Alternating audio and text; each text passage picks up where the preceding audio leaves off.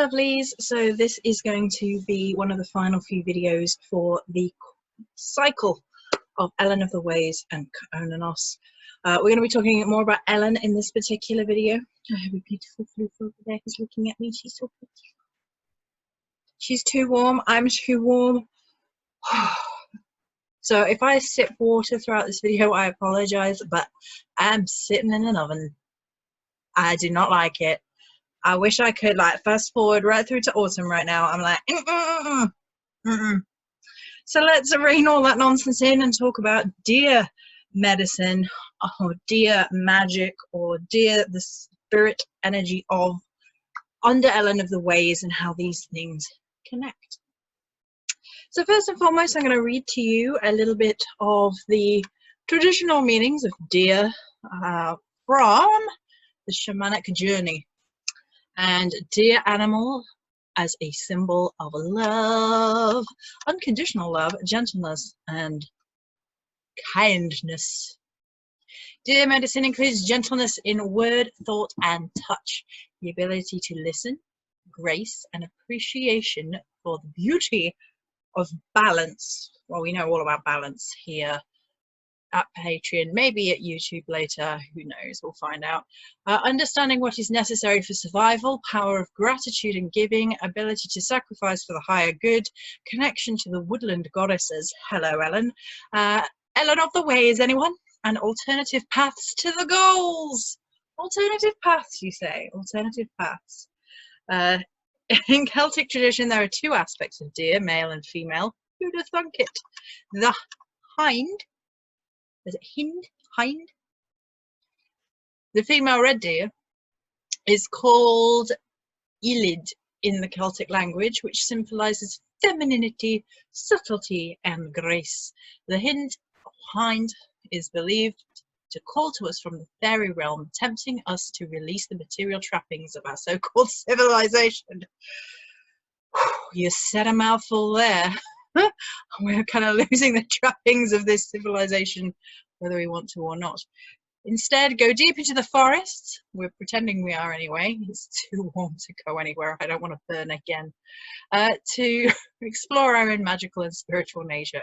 The topic gentleness is part of the tradition. Many stories tell of hinds changing into women, often goddesses, to protect does from being hunted.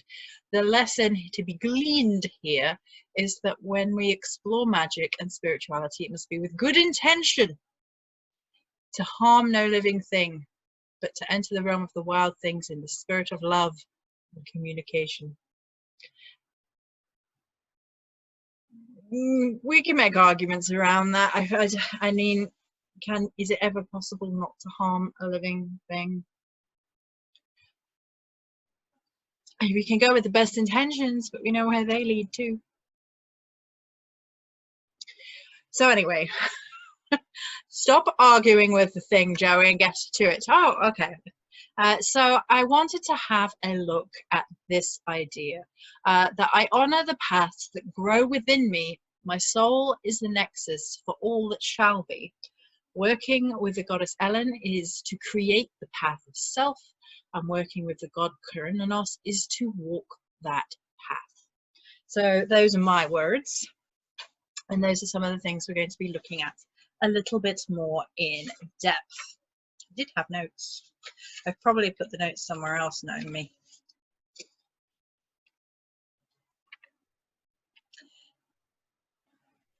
Okay.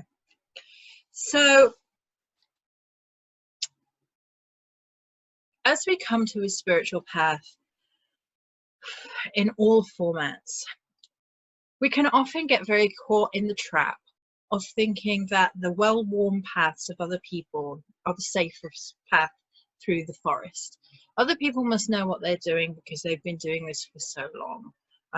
And it is an unfortunate shadow in our community that the idea that I've been doing this for 20 years comes up when people want to justify their spiritual path walking. How long they've been doing it, they think, gives themselves more credence, more security, more weight in their opinions, in their knowledge. It's kind of like, whenever I see that bubbling up, I understand sometimes why people do it, excuse me, because they want people to know that they're not fake. But at the same time, I found my notes. At the same time, it feels a little bit like insecurity to me, and I'm an arse when I see that, because I'm immediate like, we could be doing something wrong for 20 years. Like, it's not a guarantee of spiritual depth.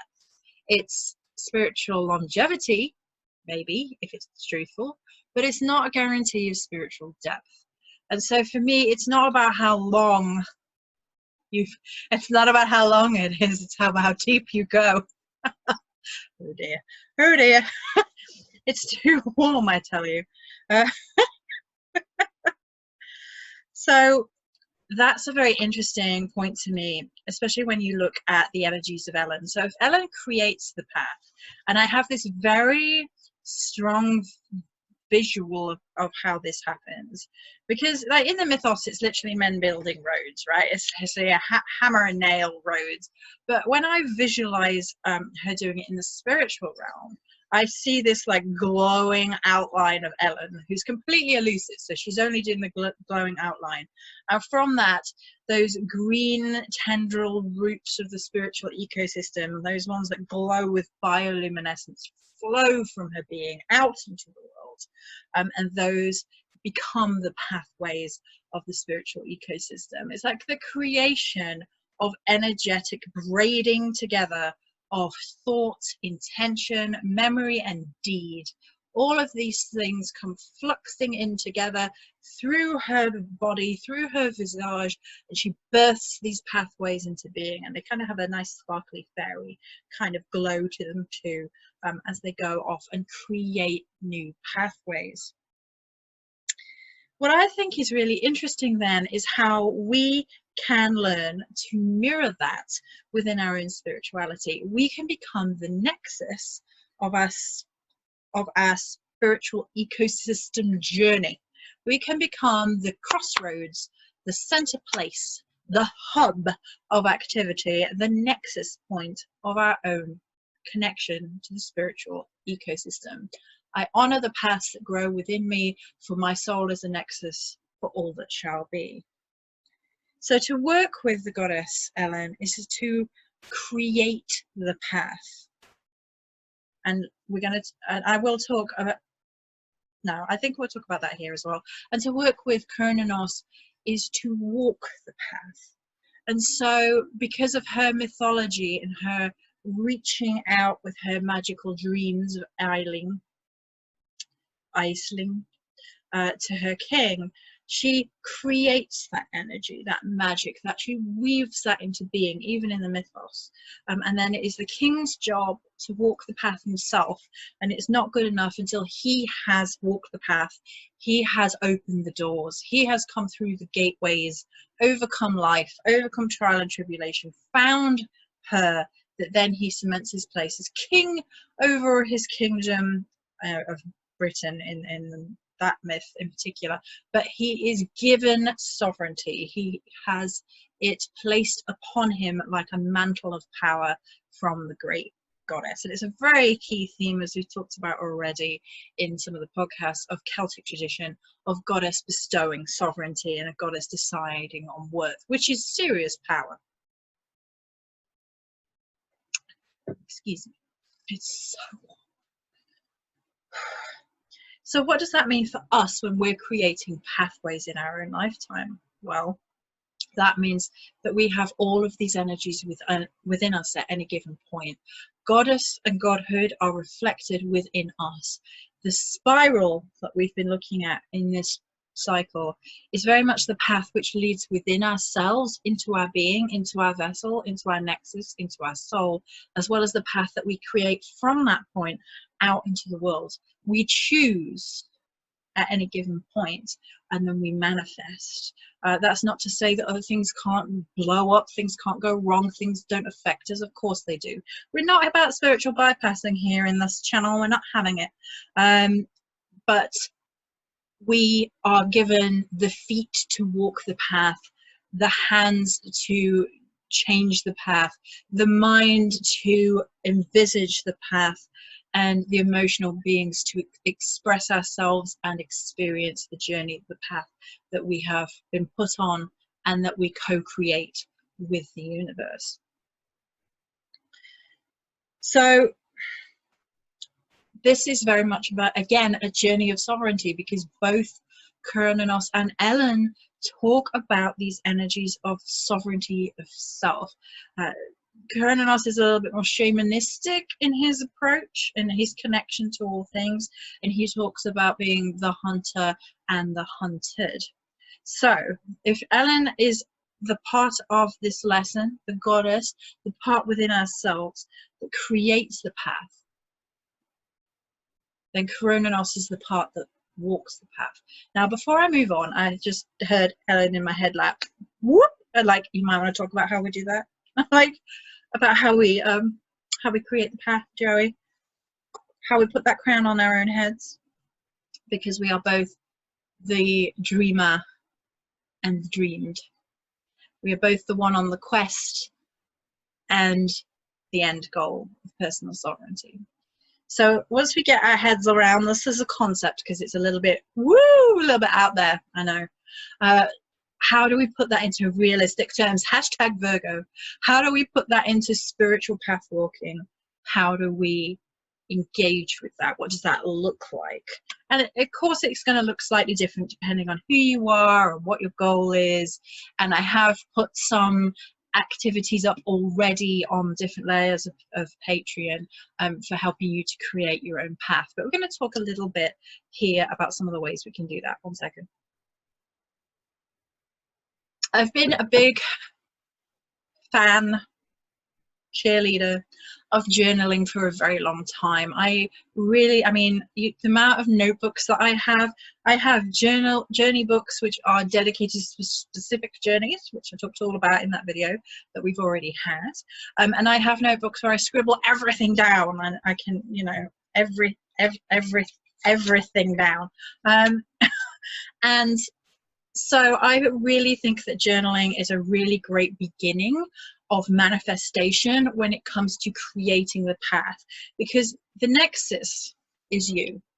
The path is an extension of you, and the walking that path is then the combination of the nexus of you and the creation of you in perfect balance and harmony, having a little walk along the road of life. The implementation, one might say. So the nexus, you, the soul, who am I? There's an eternal question that we may not have full answers for, and we grapple with this as part of spirituality for life. We grapple with who we are, our place in the world, our titles, and whether we even need them and what they even mean, and we deconstruct that and we pull it apart. And I think what's helpful is, who am I in essence? Who am I becoming? Who do I not want to be as well, maybe, like, to balance that out? And who have I been that I'm not proud of? Who would I rather become? How do I get to that point?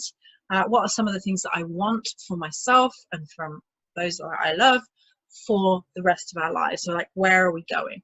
What path are we walking?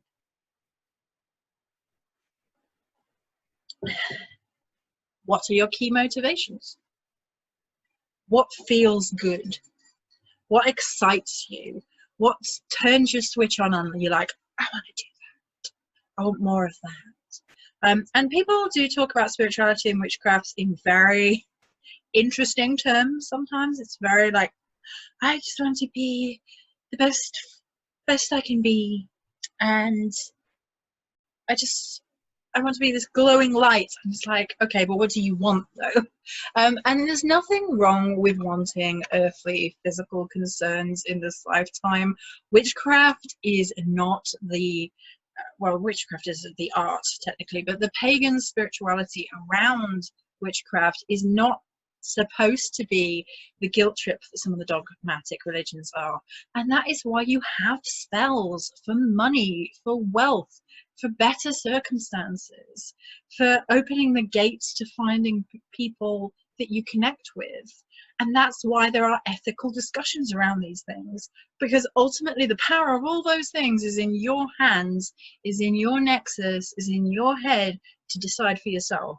And that's a massive amount of personal responsibility, which is why a lot of people like clamber to look at how other people are doing things, and feel very frightened to trust their own intuition and gut when it comes to the spiritual path, or doing a spell because they need money, but they've been told money is evil. They've been told that that makes them a negative, shallow, selfish so-and-so. It's all crap. It's all other people's shadows, usually. Me. So take the crown of personal sovereignty, place that on your head before you even begin, because you are traveling from a place of sovereignty, and you are going to receive more sovereignty, like more sense of self at the end of it. You're going to crown your own damn self at the end of the road. So then how do we create the path? Once we have an idea of where we want to go in life. Now, I think it's best to have a general vibe, a general idea, because the way that magic typically works is through the path of least resistance. It finds the easiest way to give you what it is that you're asking for. And if you're very, very, very narrow in what you specify from your path, then it can be very difficult to, I'm laughing because I get very, very specific in like love spells and stuff. Not, I mean, okay, not love spells, but like opening myself up to finding the right individual in terms of love, because every time I've done it, I've been really specific, and the universe has screwed me over. And I have screwed me over too. Personal responsibility. But if you are too narrow, it's not going to get where it needs to be. And if you're too broad, you're going to get lost in it too. It's very much like creating a path. If the path is too narrow, you're going to be walking this tightrope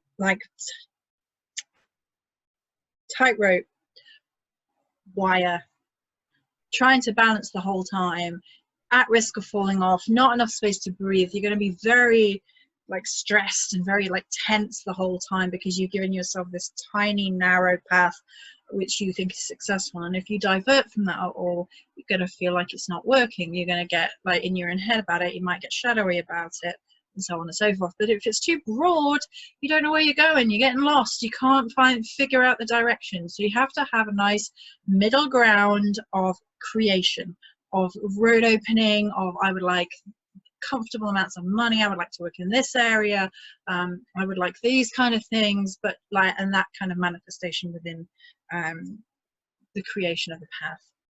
And then walking the path is simply that.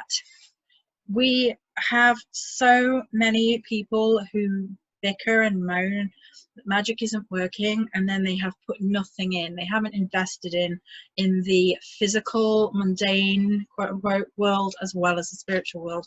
You cannot cast spell after spell after spell after spell to find a job if you're not applying for jobs. It won't work. You haven't created a broad enough path. So you have to match your physical reality to your spiritual reality. You have to allow them to mesh well, bond well, and combine, so that you can create the path in front of you.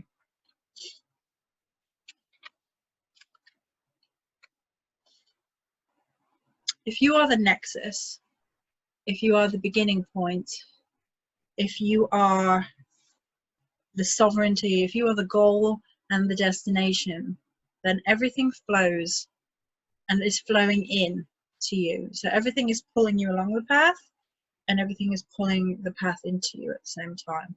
And I think that can be a really interesting, balanced way of looking at spiritual path forming through the medicine of Elen. So how does this then tie in to the deer medicine that we mentioned? Well, if gentleness is needed outside of the self, then gentleness is needed within the self. If loving others is needed without, then loving the self is needed within. And this is something that so many people struggle with on the spiritual path. They can find in a way to help others, to be of service, to be loving, to be kind, to offer advice, to tell them they deserve more than whatever it is. But when it comes to that reflecting in a mirror, they can't do it. And I'm just as guilty. You know, we think less of ourselves for goodness knows what reason. Probably because we're too afraid to be too far down the other direction where it's all hubris and arrogance. And it's not about that. And that's where Koronos comes in with walking the path. He's going to have his own video about stag medicine, and that's going to be slightly different because that's going to be a shadow work video. But for this part, he reminds us of our wildness. He reminds us of playfulness. He reminds us of what it means to stop freaking out when it comes to the things that you want and to chase them. He is the hunter and the hunted. So in his role as hunter, and it kind of has that crossover with him, the hunter, because as I said in the podcast about him, Kronos may be a title rather than his name, and it may encompass many different aspects of horned gods. So as a hunter, he has a very specific purpose. Excuse me. He takes charge. He directs his flow of energy. He sets out along the path with an idea in mind and a destination.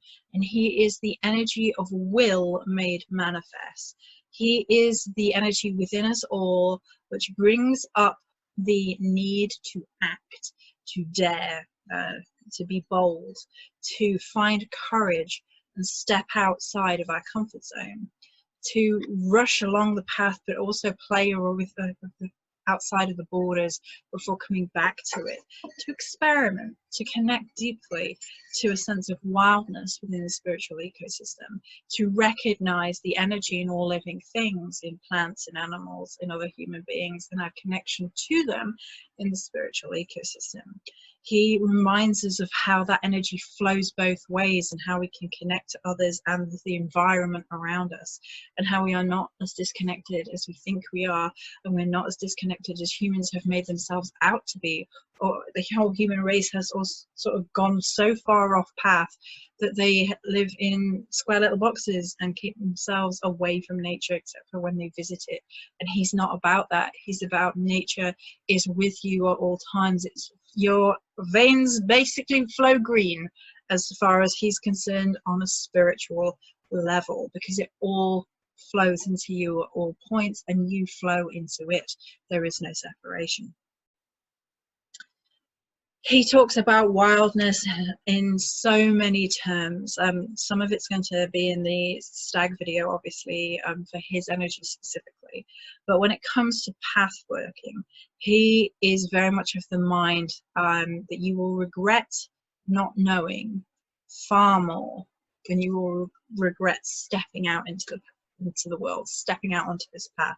Whatever is calling you at a deep, wild soul level, whatever you are dreaming about, whatever you are yearning for and maybe suppressing or ignoring or thinking you can't because of fear, is the destination, the inner compass pointing you in the direction that you need to go.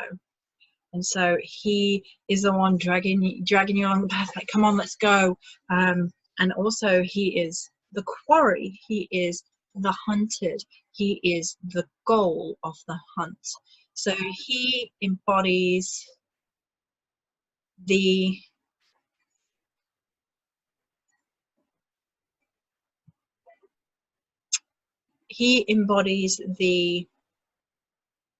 need to chase, and he is the chased. So what you're actually chasing in this analogy of energy is yourself.